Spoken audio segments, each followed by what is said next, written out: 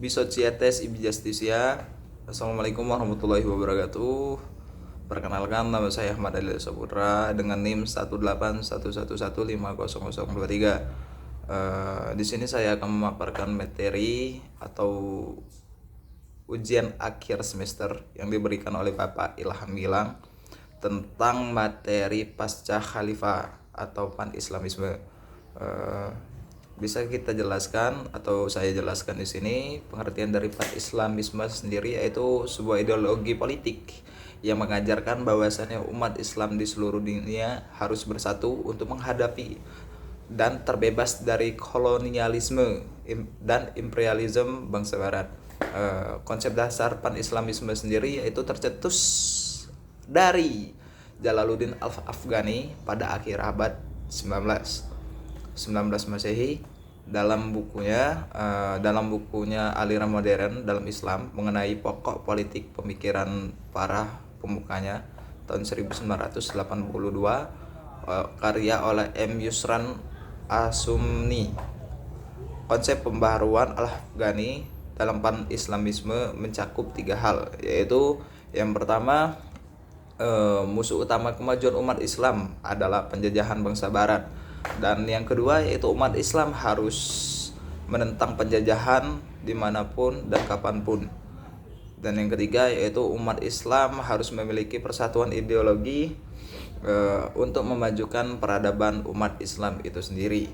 Dan kemudian di sini juga ada latar belakang, bahwasannya latar belakang kemunculan ideologi pan-islamisme tidak dapat terlepas dari kondisi toleransi pandangan serta jangkauan historis umat Islam yang mengalami kemunduran pada abad 18 hingga abad 19 Masehi. Bahwasannya teman-teman sekalian, untuk kita ketahui sebelumnya negara Islam itu kan pernah memegang seluruh dunia atau mengalami kemajuan selama kurang lebih 500 tahun.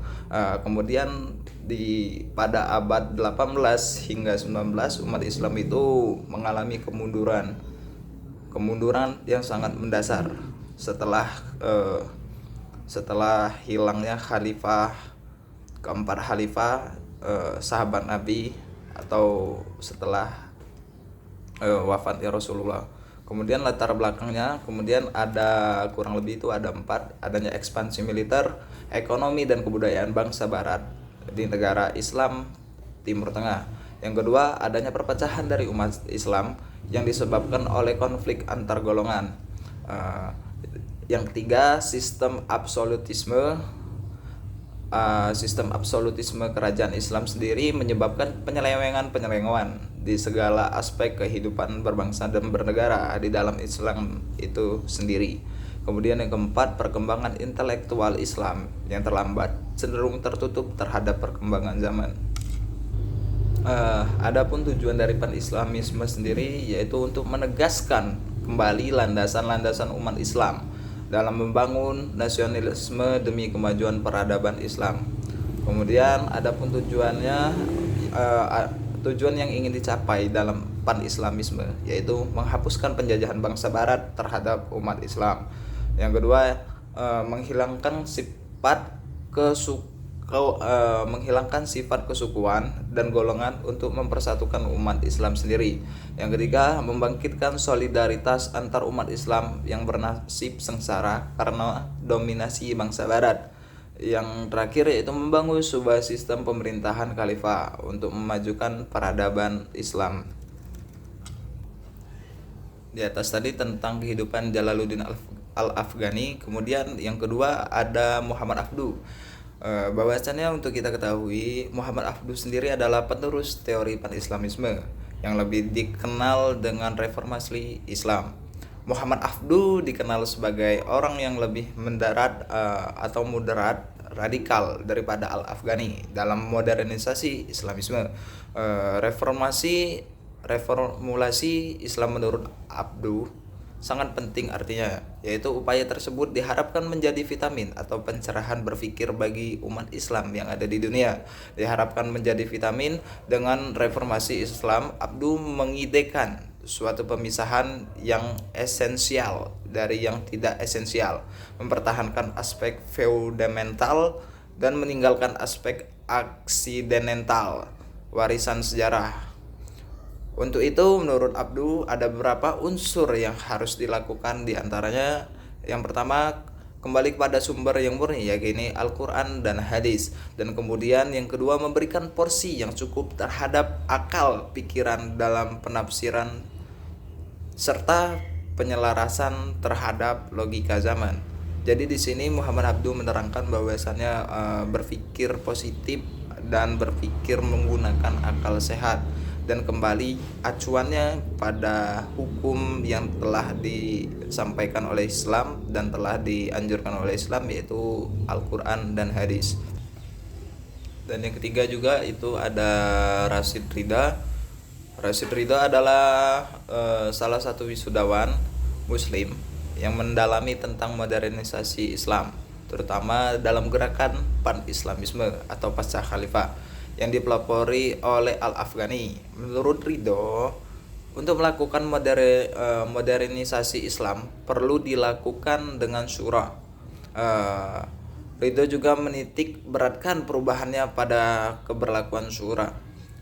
Menurut pengertiannya, syura adalah jalan ataupun solusi terbaik dalam menyelesaikan persoalan-persoalan umat. Syura merupakan strategi dalam menghadapi kondisi penting dalam masyarakat, misalnya perang, manajemen pemerintahan, dan masalah sosial lainnya.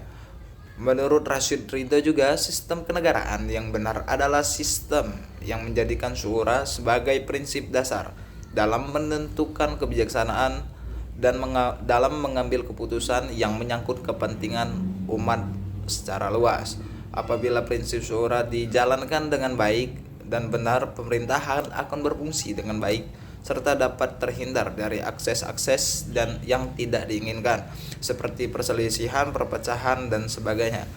Bisa dipetik diambil kesimpulan bahwasannya syura itu adalah bisa disebut juga dengan musyawarah.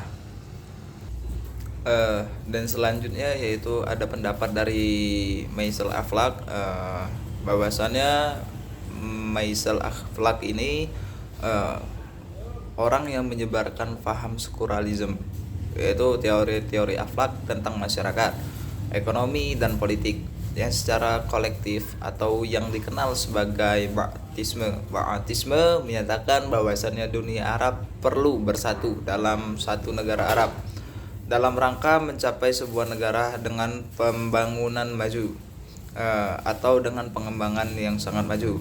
Ia adalah kritikus dari kapitalisme dan sekaligus dari komunisme, dan menyangkal pandangan materialisme dialek buatan Karl Marx sebagai satu-satunya kebenaran, atau pemikiran Ba'atas menjunjung kebebasan dan sosialisme Arab, sebuah sosialisme dengan karakteristik Arab yang bukan bagian dari gerakan sosial internasional seperti yang didefinisikan oleh Barat. Menurut Aflaq meyakini pemisahan negara dan agama, dan penganut kuat sekuralisme atau sekuralisasi, tetapi menentang ateisme. Meskipun menganut Kristen, ia meyakini Islam adalah kejeniusan bangsa Arab. Jadi menurut Maisel Aflaq, ya hilangkanlah antara agama dan negara. Kemudian dalam slogannya Partai Ba'ath Sosialisme Arab, kesatuan serta kebebasan sosialisme adalah penekanan penting dari pemikiran Aflaq dan praktis. Kesatuan artinya penyatuan bangsa Arab ke dalam suatu negara. Negara Arab, pembuatan negara Arab akan memiliki dampak langsung pada perkembangan Arab itu sendiri. Pendiri negara baru tersebut akan berujung pada Ba'ath Arab, artinya Renaissance, atau negara-negara Arab pada masanya hanya akan mengalami penurunan jika tak disatukan.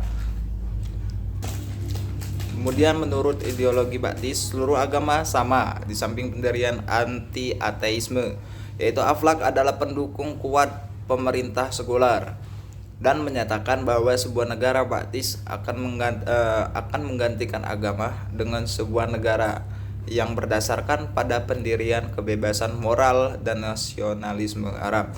Jadi Aflak menginginkan bahwasannya seluruh umat Islam itu dalam negara